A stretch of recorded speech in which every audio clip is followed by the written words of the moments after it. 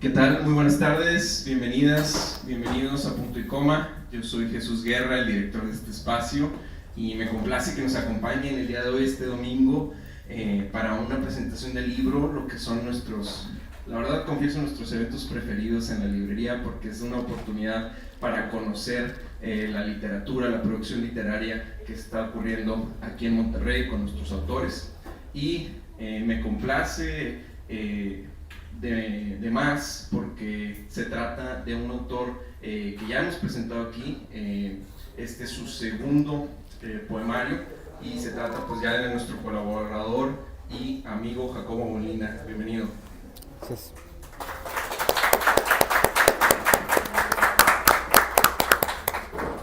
También el día de hoy nos acompañan dos poetas y también me enorgullece decir ya colaboradores y amigos de este espacio.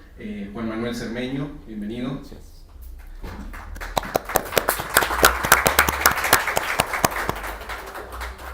Y el poeta Renato Tinajero, bienvenido.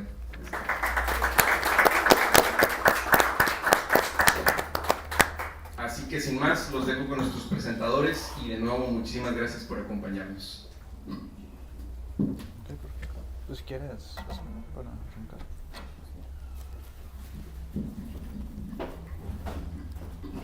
Perfecto, antes que nada, bienvenidas, bienvenidos, bienvenides a esta gran casa, este gran santuario de la literatura como lo es Punto y Coma. Y pues nada, nos tiene acá el nuevo libro de Jacobo, Antitratados, editado por Mantis, una de las mejores editoriales, si no es que la mejor de poesía a nivel nacional. Y algo que está chidísimo de escribir poesía o escribir literatura es leerla, ¿no? Y leer buenos libros, toparte con sorpresas cuando, sobre todo con autores jóvenes, que somos más o menos casi cogeneracionales. Y esta parte me gustó mucho porque hace poco un amigo, estábamos en una reunión ellos son más de artes plásticas, hablaban sobre la poesía actual, que es muy abstracta, que de pronto es conceptual, que los poetas solo escriben para poetas. Y la parte que me llamó mucho la atención fue que dijeron es que la poesía tiene que hacerte sentir algo, ¿no? Que para algunos esa concepción tan romantizada como la poesía y las emociones pues ya está un poco, si no arcaica, pues es solo una de las posibilidades, no todas las posibilidades de lo poético, ¿no? Y en cambio tu libro sí me despertó muchas cosas, sobre todo me despertó todo este background lector del que voy a abrir un poquito, porque precisamente el título del libro, que es Antitratados, es, por así decirlo, la contraparte, el némesis, lo que podría ser un tratado, que el tratado es bien interesante, porque cuando, bueno, por lo menos yo me remití a mi bagaje de qué era un tratado, tenemos que atender estrictamente a lo filosófico en un primer instante, y en un instante actual la cuestión comercial, ¿no? Ya escuchamos más la palabra de tratados cuando se habla de libre comercio, cuestiones entre países, ¿no? Pero no hay que olvidar que el tratado se dio principalmente desde el género filosófico con una intención particularmente didáctica, creo yo, donde era una exposición integral, objetiva y ordenada de conocimiento, ¿no? Para ayudarnos a comprender y dar sentido a muchas cosas. Los tratados operaban tanto en la lógica como en el lenguaje, como en otras subramas de la filosofía, y en ese sentido me parece muy, muy oportuno que hayas usado como este molde o esta estructura, este registro, porque vas a atender a dos tipos de lectores, que es el lector de poesía, sí, por un lado, pero también el lector de filosofía, que de alguna forma no es tan común leer filosofía contemporánea. Creo que si nos vamos a la cantidad de poetas, por así decirlo, vivos mexicanos, pues hay muchos, ¿no? Pero si hablamos de filósofos, filósofas mexicanas que produzcan libros es muy poco.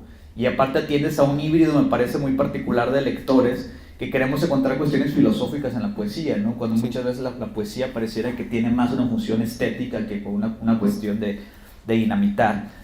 Y una definición que me gusta a mí mucho de poesía es la poesía como arquitectura de pensamiento, y creo que con esto voy a abrir ya el análisis del libro, porque me parece que tú entiendes que la poesía no solo es la cuestión infinitamente de cortar el verso o las imágenes, como lo comentamos ahorita, sino como la poesía también, el pensar en imágenes, el atender ciertas preguntas que tú te vas respondiendo, que ayuda para crear un híbrido que me hablabas ahorita, que me parece muy oportuno, porque cuando es un antitratado te da esa libertad de que no sea estrictamente con la cerrazón y con la celda que puede tenerlo la filosofía, ¿no? Que te exige muchas cosas y que es muy fácil de refutar, ¿no?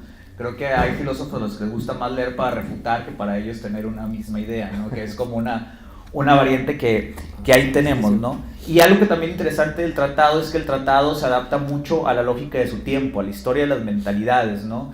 ¿Y por qué hablo de esto? Porque inicia el libro con la primera parte, que es una reflexión sobre la guerra, y específicamente una reflexión que se da con lo que está aconteciendo ahorita en la Franja de Gaza, ¿no? Creo que Gaza puede ser las palabras que más se repiten en este libro, y que es una temática que mucho de la poesía contemporánea actual le saca la vuelta, ¿no? Le saca la vuelta por cuestiones políticas, le saca la vuelta por atender a otras formas de estéticas, de moda, ¿no? Que tienen que ver más con el arte contemporáneo. Y tú, me parece que es una reflexión, porque para empezar es un poema de largo aliento. Es un poema, no recuerdo, pero son como 40 o 30 páginas, creo, aproximadamente, que también es algo muy poco común, la poesía de largo aliento. Digo, yo recuerdo, por así decirlo, un poema fundacional de largo aliento, pues puede ser Muerte sin fin de José Gorostiza, que también tiene una carga filosófica intrínseca muy fuerte, ¿no? Entonces, en este aspecto pareciera que al principio, ¿no? Que es algo que me gusta también demasiado de este libro, es una cuestión política el poder tener un lugar de enunciación y a partir de ahí reescribir la historia, ¿no? Y en ese reescribir la historia tú te vas a los libros medulares de lo que es la religión, como lo puede ser el Génesis, el Apocalipsis, y los contrastas, ¿no? Y empiezas a articular tú mismo un mito a partir de tu subjetividad, a partir de tus referencias, que por ejemplo ahí está muy cargada la referencia que le damos ahorita a Ezra Pound, ¿no? Que es a los cantos, que es un afán un poquito diderotiano de hacer esta enciclopedia como un almanaque mundial y de todo lo que pasa. Y dentro de esto hay varias premisas, ¿no? Que me gustan mucho en este libro. Cito un par de versos del libro de Jacobo. Dice: el mundo civilizado se edifica sobre el miedo a la muerte. Y gran parte de este poema habla de eso, ¿no? Y hace varias citas históricas que me parecen muy oportunas, porque normalmente en ese tipo de esfuerzos se encierra a la tradición occidental solamente. Y tú te abres un poquito, nombras varios pasajes históricos que tienen que ver con situaciones como la traición, por ejemplo, situaciones como las conquistas, como los héroes, pero también tomas cuestiones de aquí de América, ¿no? Ya por ponerle ese hilo un poquito de colonial, no de no más encerrarse en lo occidental. Y me parece que algo espectacular también es que es muy sui generis la forma en que lo abordas. Estamos hablando todavía de la primera parte, que es sobre la guerra, sobre Gaza, cuando habla de cómo pareciera que esta lucha siempre es infinita, con esta alteridad o con esta otredad, ese como querer triunfar sobre lo que me es hostil, el siempre la conquista. Hablas mucho, por ejemplo, de héroes como Aquiles, hablas mucho de que la traición es intrínseca en todas las culturas y en todas las personas, y que si no se salvaron los reyes, ¿cómo nos vamos a salvar nosotros? Y es una parte que me gusta mucho, que también, mientras Jacobo está haciendo esta reflexión filosófica y poética sobre la guerra y sobre las causas, hay momentos donde, a pesar de que está hablando de lo universal, también cae en lo particular, porque por momentos el libro, a pesar de que está muy cargado de muchas referencias históricas, filosóficas, que es un libro muy cercano para mí a esta auge humanista, ¿no? Como de querer estar rescatando continuamente nuestra historia y estarlo poniendo con nuevos ojos, ¿no? Revisitando dentro de tu propia construcción, ¿no? De cómo tú le estás dando tu propio feeling, ¿no? Esta es mi versión de la historia como yo pienso que podría ser, pero tampoco lo pones como si fuera un postulado, sino lo pones como una posibilidad de la reflexión. Entonces, ¿qué tenemos en el libro, sobre todo en esta primera parte? Que a pesar de que es un texto de largo aliento, que pareciera que está hablando de cosas muy densas sobre la guerra, sobre la misma naturaleza humana de nuestra psicología, de querer siempre usar la guerra como método, creo que también es algo que tú dices, ¿no? La guerra como método para la paz, ¿no? Que invariablemente estas utopías de paz, siempre varias comunidades van a llevarse a querer imponer esa verdad, ¿no? Y el querer imponer esa verdad creo que es algo, un mensaje que está en el libro, que si bien no está de forma tan panfletaria, sí como medio de mensaje, ¿no? De que vamos a pensar otras posibilidades, y eso me gusta mucho, que es una invitación que hace el libro. Otra cosa que quiero hablar es que si bien el tono pareciera que pudiera ser algo filosófico, por momentos te das ciertas libertades que me parece yo que oxigenan mucho la lectura. O porque es para hacer un libro de poesía, cuando estamos acostumbrados a la economía del lenguaje, este libro no que no atienda a la economía del lenguaje, sino que la economía del lenguaje no le basta para todo lo que tiene que decir, porque es un libro que despierta cosas, es un libro que tampoco necesitas tener el gran background de un estudiante de ciencias sociales o de filosofía o de letras para leerlo, porque es explicativo, ya que usa mucho la analogía, usa mucho la alegoría, en función de lo que estás tratando de decir, como para de alguna manera ilustrar o dar atmósfera a tus ideas. Hay algo que te agradezco mucho también, es que precisamente eso lo hace muy digerible, porque para estos lectores que estamos acostumbrados a un tipo de poesía más de las imágenes, un tipo de lectura difícil, que cuando hablamos de lectura difícil pensamos en lo barroco, ¿no? O en lo barroco como puede ser Lezama Liva. Tú eres una lectura difícil en el sentido de que me estás despertando más cosas, ¿no? Estaba leyendo tu libro y quería abrir YouTube y buscar cierta guerra o cierto momento histórico o revisitar otras cosas. Y eso me parece fabuloso de libros como el tuyo, que tiene esta capacidad de invitarnos a leer otros libros. Y que la poesía te invite a leer otros libros también es algo que se ve muy poco, porque la poesía suele ser muy autorreferencial, muy sobre sí misma, ¿no? O el autor que escribe ciertos tipos de poesía suelen ser muy autorreferenciales, ¿no? Tengo como apuntes para dar ahora sí que toda una conferencia, pero sí me gustaría ceder un poquito la palabra a Renato, que va a conversar un poquito contigo, y luego yo regreso para hacer otros apuntes sobre el libro. Bueno.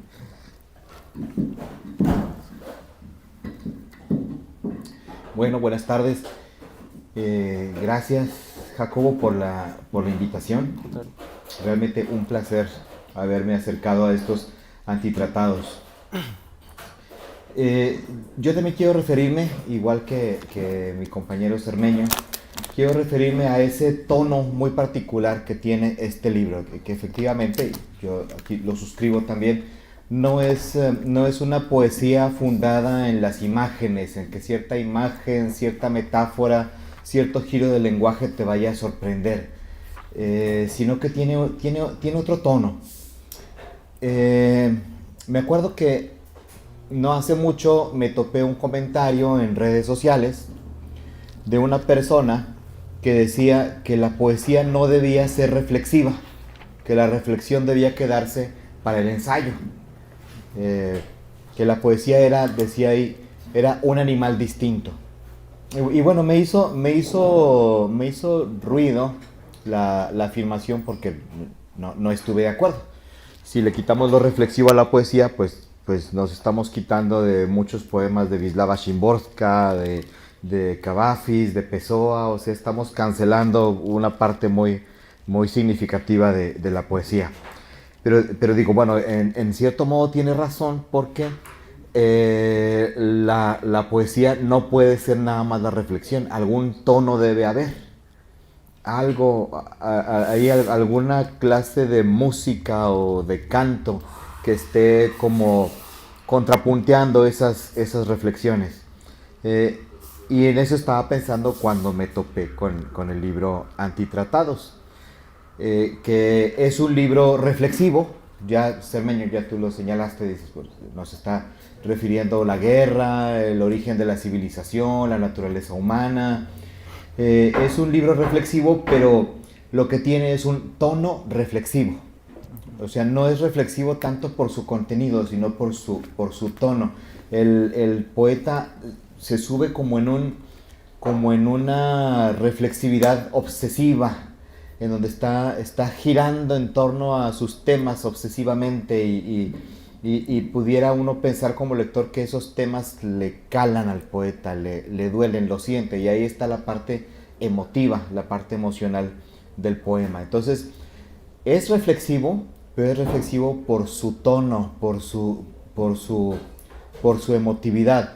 Trae temas, pero no los desarrolla como los desarrollaría un ensayo, como los desarrollaría un tratado acerca de la naturaleza humana o acerca de la guerra, sino que los desarrolla desde una perspectiva eminentemente subjetiva, con un lenguaje muy, muy, muy propio.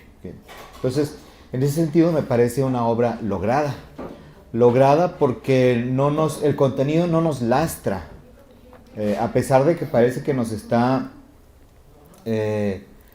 metiéndonos esa idea de que nosotros somos responsables de la violencia y somos responsables de la catástrofe de la civilización, no nos lastra, no trata de meternos ninguna culpa, sino que más bien trata de que nos subamos, de que nos montemos en ese tren de pensamiento y que lo hagamos propio. Y sobre esta cuestión de la violencia, es un libro sobre la violencia. Luego me gustaría que nos dijeras por qué elegiste el camino de la violencia. Pero es un libro sobre la violencia.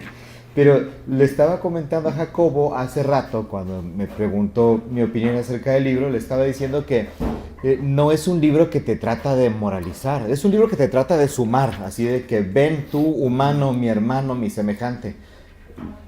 Reconócete en esta violencia, en este rostro que nos es común. Pero no te trata de moralizar, no te trata de decir tú tienes la culpa de la violencia, mira cuánto sufrimiento en Gaza, en Ucrania, solidarízate.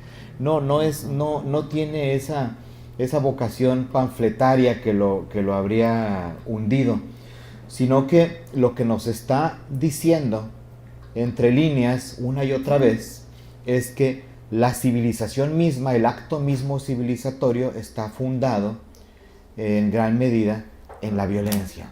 Y entonces en estas páginas se hermanan Aquiles, Caín y los más contemporáneos invasores. Y se me hace muy significativo que sean precisamente Aquiles y Caín los que aparezcan ahí en las páginas, porque estamos hablando ahí de los dos pilares de la civilización occidental. El pilar grecolatino, aquí representado por Aquiles, y el pilar bíblico hebreo, representado aquí por Caín. Entonces, por donde le busques, si le buscas por el lado, por la rama clásica, por nuestra raíz clásica, griega y latina, está fundada en la violencia, en una sociedad en donde la guerra estaba muy presente y los valores guerreros eran predominantes. Y si le buscas por el otro lado, pues ya por la rama bíblica, por el otro pilar de lo que somos, pues ahí muy pronto en el libro del Génesis aparece la figura de Caín. Demasiado pronto, o sea, es apenas la segunda generación del ser humano y ya estamos cometiendo fratricidio. Y se me hace muy interesante entonces esa mezcla de estos símbolos, y entonces Jacobo pues no nos das ninguna salida, no dices hay una alternativa a lo humano, no, es de, mira, somos como humanos, somos enormes, somos capaces de grandes cosas, pero que no se nos olvide nuestra raíz violenta, que está ahí palpitando muy viva en lo que somos y en lo que hacemos. Y pues yo te quería formular un par de preguntas, Jacobo. Yo creo que la poesía transforma tanto al lector como al autor. Si realmente te metes en el acto poético, realmente no es la misma persona la que empezó a escribir el libro que la que termina de escribirlo. Algo se transformó, algo aprendimos o desaprendimos. Entonces, una primera pregunta que te quisiera formular es si aprendiste o desaprendiste algo y qué fue en la escritura de este libro. Y otra pregunta, te la formulo de una vez, es si te reconoces en esa humanidad violenta. Bueno, desaprender o aprender, no estoy tan seguro de eso, si me preguntan. Porque sí tenía algunas ideas que como preconcebidas antes de escribir el poema, ¿no? El principal, que es precisamente el poema sobre la guerra, ¿no? Pero lo curioso es que cuando empecé a escribirlo, estaba escribiendo sobre otra cosa. O sea, estaba escribiendo, tenía esta idea como de alterar el Génesis, ¿no? Y saber lo demás, como de ramalazo. ¿Qué es lo que pude aprender? Tal vez sí hay algo que aprendí, y es que, poco como en retrospectiva, Occidente está muy a veces clavado con el mito del apocalipsis, ¿no? Y lo podemos ver de forma como esquema mítico en las ideologías modernas, lo podemos ver en los discursos actuales. Siempre está ahí como el fin de la historia, ¿no? Y ya queremos que se acabe. Y no hemos ido al principio. Tal vez la respuesta no está tanto en el futuro, sino más bien en buscar en el pasado un poco qué fue lo que salió mal. No sé si es una respuesta, porque ya lo hemos hecho también, de cierta forma, pero lo hacemos mucho con visión del futuro, ¿no? O sea, que queremos pensar en qué podemos cambiar hacia el futuro y no tanto en qué fracasamos. No nos centramos tanto en eso y en por qué fracasamos en ello. Y creo que eso es algo muy importante, ¿no?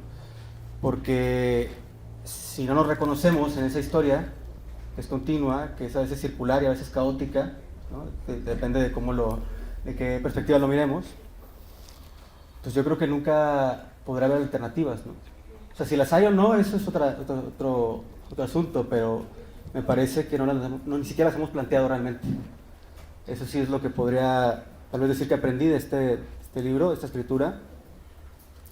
Pero también a la vez es desaprender un poco, ¿no? Porque es también como tirar por la borda todo discurso histórico de progreso y que, bueno, no soy el primero en hacer eso, por supuesto, pero sí creo que hay un intento de reconstrucción por ahí, ¿no?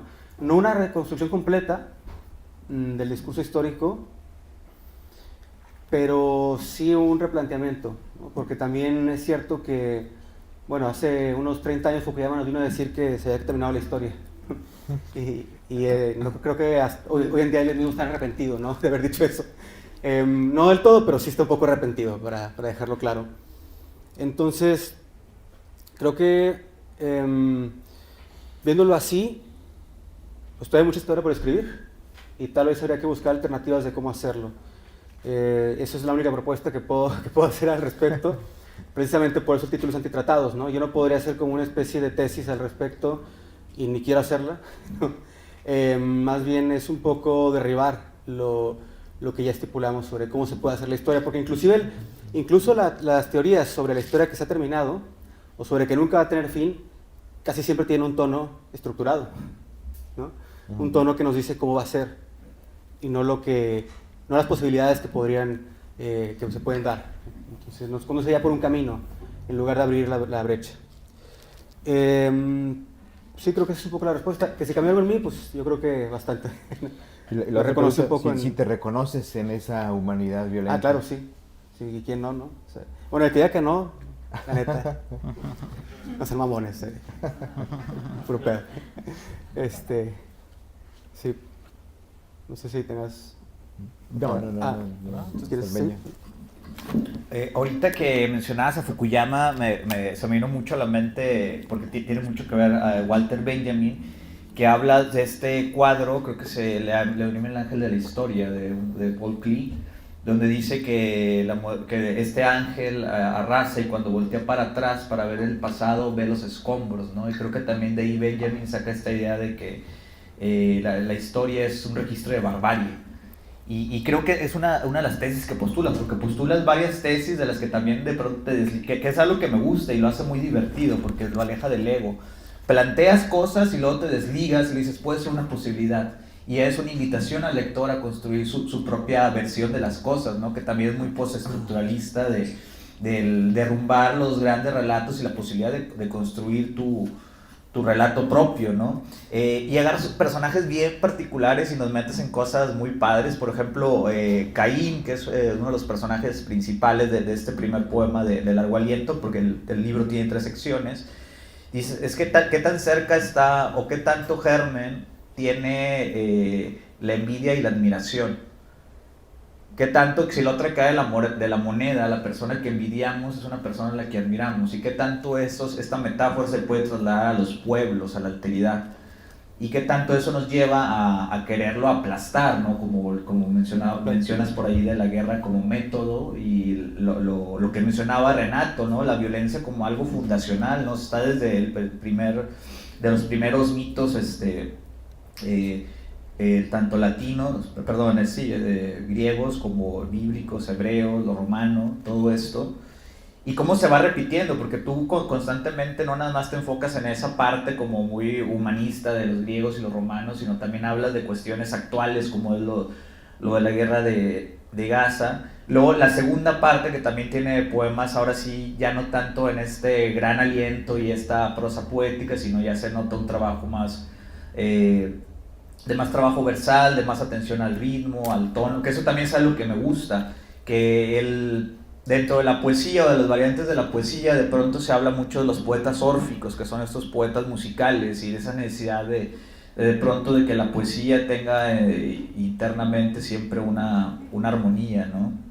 Entonces, en ese aspecto, me parece que al final como que ya sacas eso, que en la tercera parte del libro hablas de Nuevo León, ¿no? De Monterrey. De hecho, hay unos poetas, de mis poemas favoritos, de la parte final, es el del metro.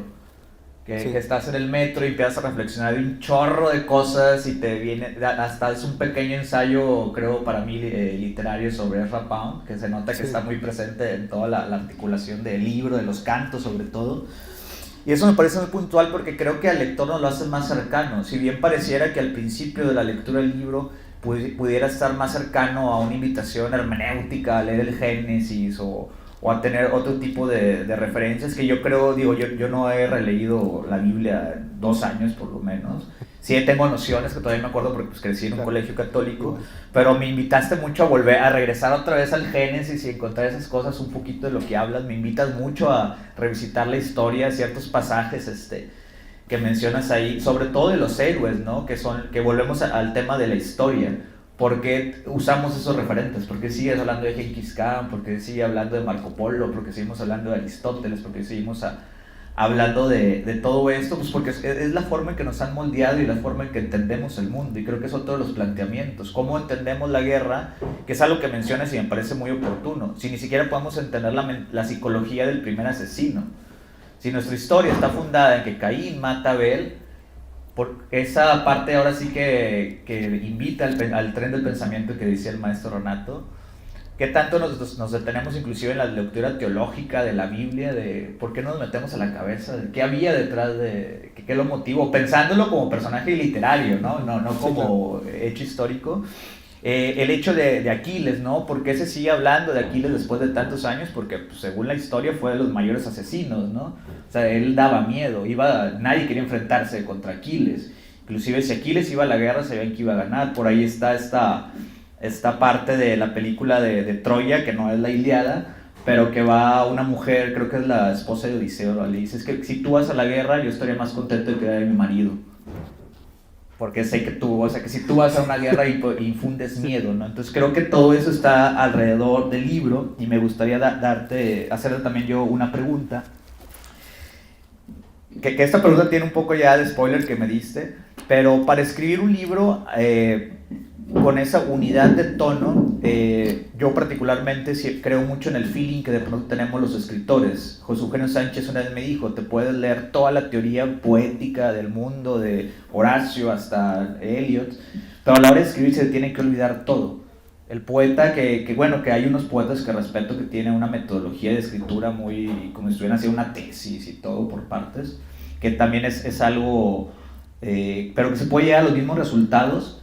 Me comentaste que lo escribiste de un solo golpe, ¿no? Que posteriormente vino y ahora sí el oficio poético, ¿no? Que es el limpiar, el cortar, el tallerear y todo.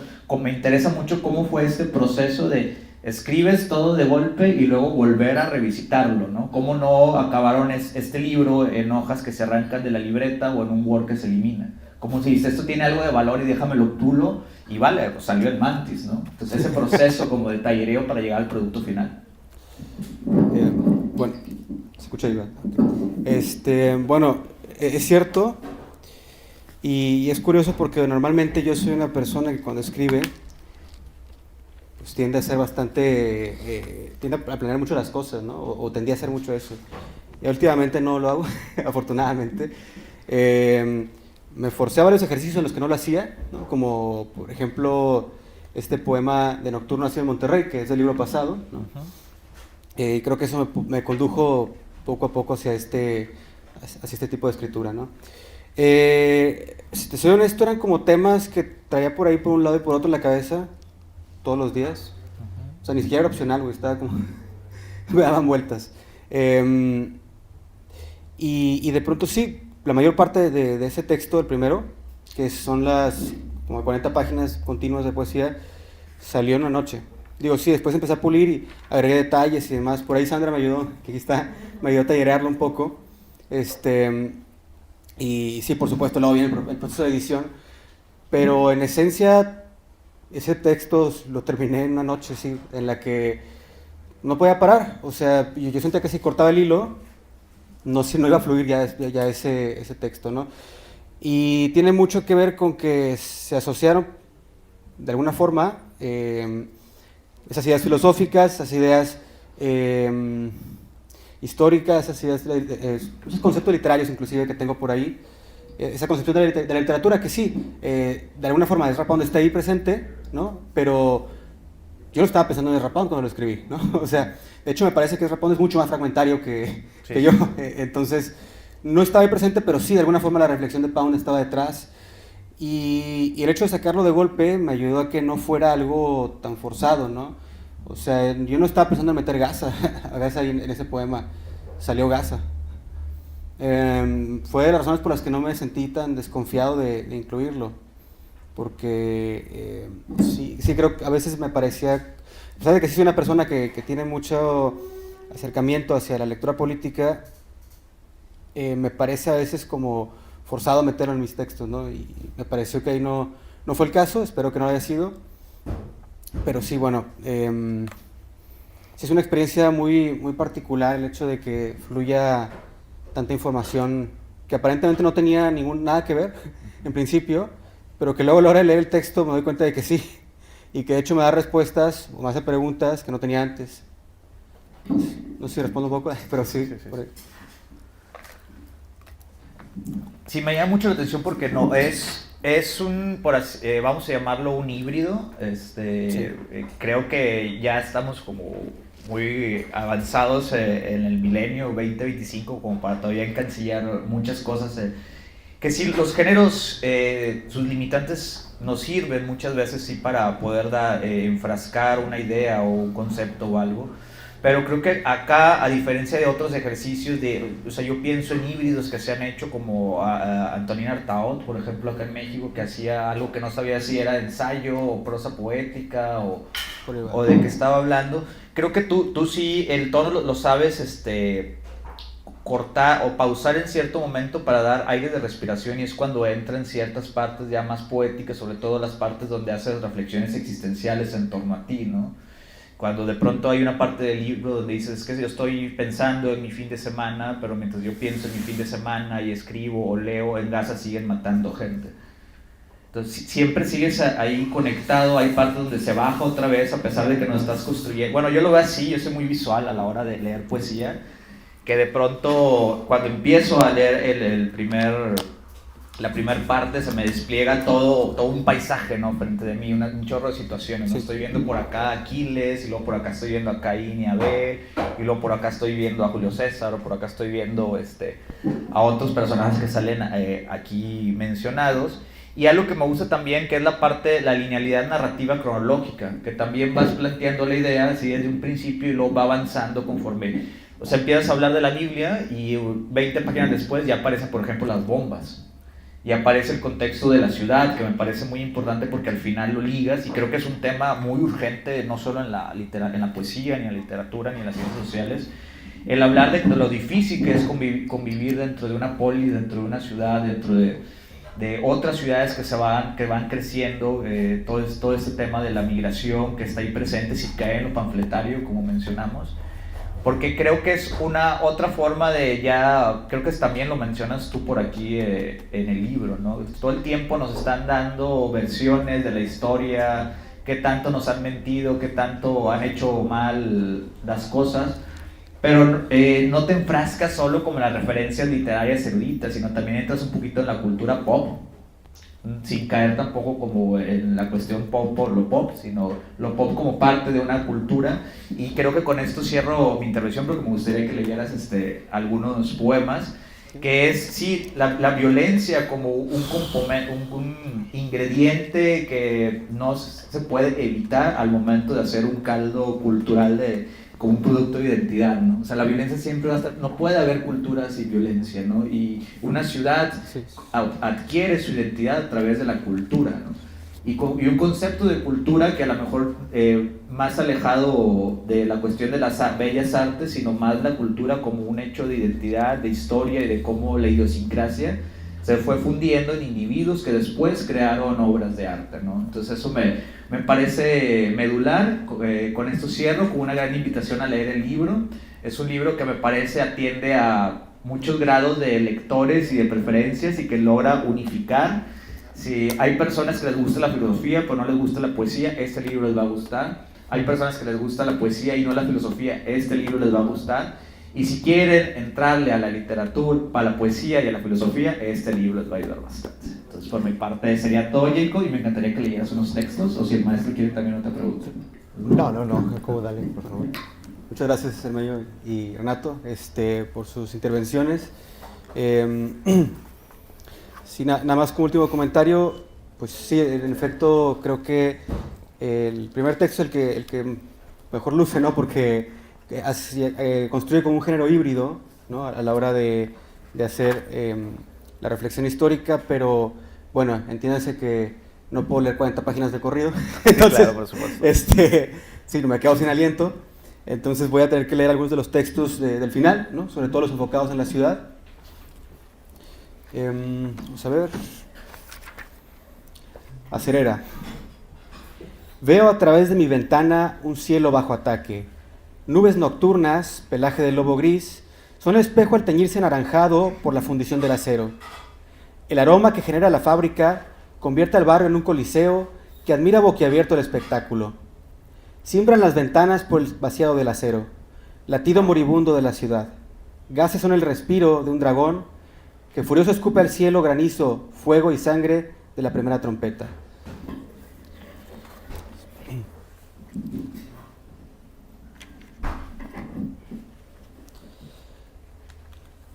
Se llama Delirio en la parroquia de San Charbel. Entre maleza ensanchada a lo largo de los siglos, la roca húmeda del templo se corrompe por la noche y se convierte en un callejón maloliente. Miles de ratas profanan la estatua de San Charbel. Sangre llora de los muros interiores. Hormigas, moscas, gusanos y langostas vuelan el altar, donde un pueblo putrefacto, abierto desde el pecho hasta el vientre, emana un hálito frío que cubre el recinto. De la boca del cuerpo crecen un narciso, una rosa y un tulipán.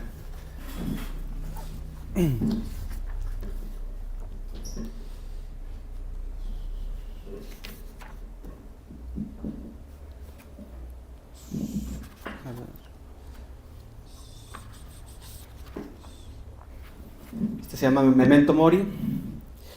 Ahí, sobre el asfalto, yace el Cristo velado. Su cuerpo posa como el loco del tarot, pero su mochila yace a varios metros de distancia. Su rostro contorsionado nos dice que no sabe lo que ocurrió. Sus piernas fracturadas nos recuerdan que no hay hacia dónde huir.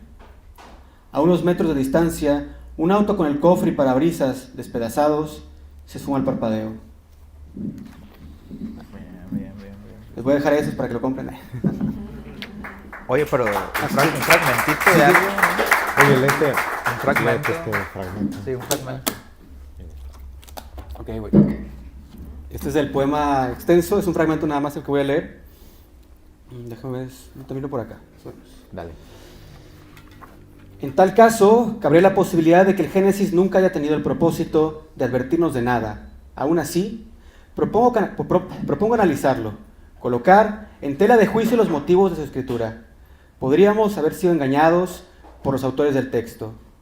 ¿No es factible, acaso, que nos mostraran a sus personajes iniciales, de Adán a Lamec, con el fin de justificar nuestros propios crímenes y los suyos? Amosis I bien pudo desear el imperio nuevo cuando decidió enfrentar a los salvajes Ixos. Historiadores modernos plantean que la guerra de las Galias brotó de la ambición de Julio César y no por motivación preventiva. Sin embargo, aún más vergonzoso, advierto, casi de inmediato, es la familiaridad que suscita el grito de guerra. Esa astilla se incrusta en la planta del pie. Es doblemente embarazosa, en tanto que suma otra pesada carga. Admitir que incluso varios milenios han sido insuficientes para abandonar la creencia de que, al final, el caballo de la guerra portará su propio antídoto. Sigue, lo que sigue está con ganas, sigue. A nadie sorprendería si afirmara que las bases estadounidenses, esparcidas por cada esquina del planeta, jamás impidieran una guerra. Tan solo germinaron más desconfianza y armas. Tampoco sería novedad señalar la misma táctica como sustento de la penetración soviética en Finlandia y Hungría. Los motivos carecen de importancia. Toda civilización requiere echar mano de su impulso vital. Solo con la guerra y la muerte del salvaje puede asegurarse la perennidad del civilizador. La barbarie, nos hemos convencido, debe hallar su viva imagen en la ciudad. De lo contrario, jamás será posible enterrarla.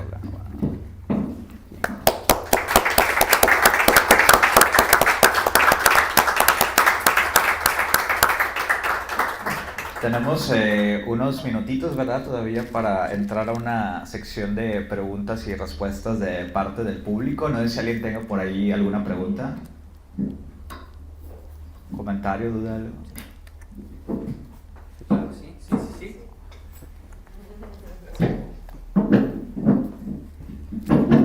Muchas gracias y muchas felicidades.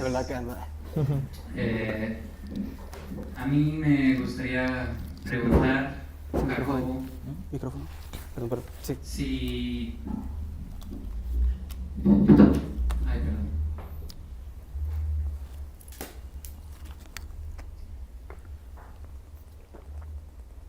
O más bien, ¿de qué manera?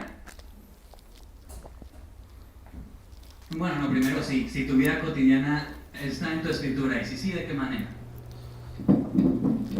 No sé mi vida cotidiana, pero bueno, es imposible que no esté la vida de uno, ¿no? Siempre uno no puede escribir sobre lo que no ha visto, no conoce o leído. Si te soy honesto, a veces leen más otros mi vida en mis textos que yo mismo, pero definitivamente ahí está planteada de alguna manera. Yo quiero leer algo. No la vida cotidiana, pero sí. Yo quiero leer algo que aquí está, mira. Dice: y sin embargo, yo solo escribía poemas por las tardes, al tiempo que mi vecino apaciguaba el calor del verano con una limonada fría y música insoportable. O bien, buscaba algo que hacer el fin de semana, si andaba con suerte, lo hacía en el mismo instante en que algún amigo trataba de organizar una reunión. Y si todo lo anterior era insuficiente, de vez en cuando revisaba el avance de mis proyectos personales. Y ahora mismo lo recuerdo cuando trato de calmar la impotencia que corroe por mis vísceras. Pero en Gaza, fábrica de cuerpos inertes y rostros opacados, siguen cayendo bombas. Sí, se habla un poquito de su vida. Bueno, le gusta la limonada. En efecto, me gusta la limonada. Confirmo.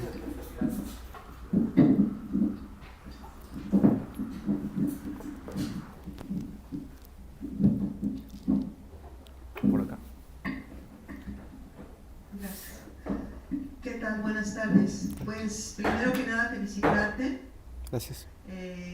Me invitó Miguel Ángel y me siento gratamente sorprendida de la sensibilidad, de la realidad que transmites, de la capacidad para de una manera poética confrontar la violencia que se vive en lo cotidiano, como el poema de Saint-Charbel. Y me transmitió mucho el compartir de los presentadores. Y te quiero preguntar, ¿cómo gestionas tú en lo personal? Porque evidentemente eres una persona con talento y con una alta sensibilidad. Esa violencia que se ve día a día.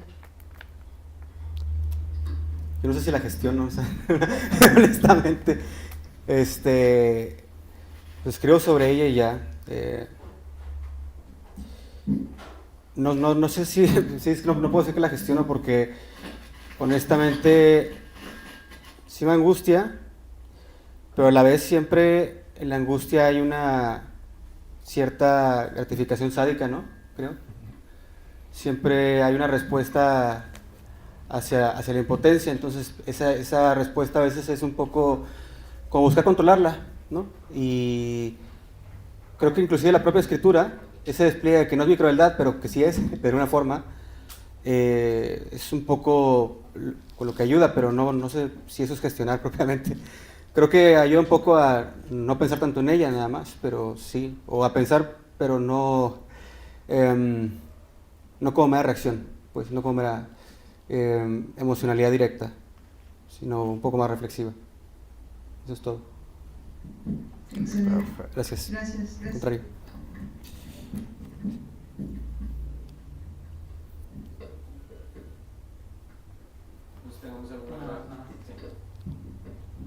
¿Te considerarías periodista poeta, poeta periodista o ninguna de las dos? Son lo mismo. Por favor, dinos por qué. Cuando ven una nota mía, no le crean nada, güey. Pero no es cierto. No, no los junto del todo, pero sí creo que hay una cierta... Es un cierto vínculo, ¿no? Una continuidad. Creo que parte de la sensibilidad de lo que ocurre en las calles tiene que venir siempre, o en otras calles, no nada más las de mi ciudad, pues viene un poco de ahí, ¿no? De desinformación y de la capacidad de verlo pues de una forma más o menos crítica, no tan... Sí, no tardar de convencerme, porque, por ejemplo, y esto lo voy a confesar, pues a mí me encanta cualquier enemigo de Estados Unidos, ¿no? O sea, pero bueno, tampoco sé si me encanta la invasión rusa. Ese es el problema, ese es el dilema que tengo. También aparece en el poema. Dije, bueno, pues si voy a hablar sobre gas y no sobre esto, va a ser muy pobreta, así que lo tuve que meter. No, así salió. Y ahí está propiamente, de hecho, la compensación un poco sádica de un lado, ¿no? Quiero apoyar a Rusia, pero no puedo apoyar a Rusia y no quiero apoyar a Rusia, ¿no? Esa es un poco la forma en la que los conecto. Y bueno, creo que si únicamente me quedara en el periodismo, siempre buscaría convencerme de algo. Y lo intenté por mucho tiempo, pero no me convenzo de nada. Entonces, pues mejor lo resuelvo con ficción, ¿no? Y con mito, más bien, más que ficción todavía. Y con preguntas, pero para otros, para que ya no me obsesionen, que se preocupen ustedes y no yo, mejor. No es cierto.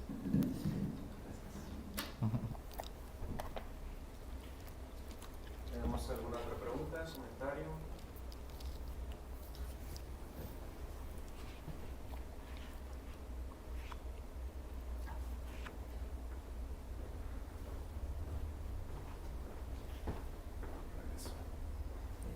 No sé si tenemos otra intervención o cerramos. Ya estamos. ¿Sí? Pues, y bueno, en ese caso, si ya no tenemos preguntas, comentarios, les agradecemos mucho por su asistencia, por acompañarnos en esta velada literaria, esta presentación del libro. Aprovecho para felicitar a Jacobo por este libro. Espero se siga difundiendo, se siga presentando. Les recordamos, tenemos copias ejemplares disponibles para que consigan su copia del libro. Están recién salidas de la prensa, bien calentitas, entonces para que aprovechen a llevarse una copia, un ejemplar, y pues los invitamos a seguir al pendiente del resto de los eventos culturales que tendremos estos días, estas semanas, aquí en la librería, en el café y en el auditorio.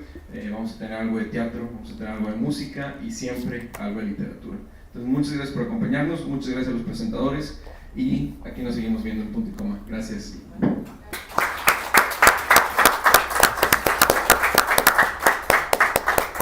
Listo. Yo también quiero una... ¿Está la pluma? No.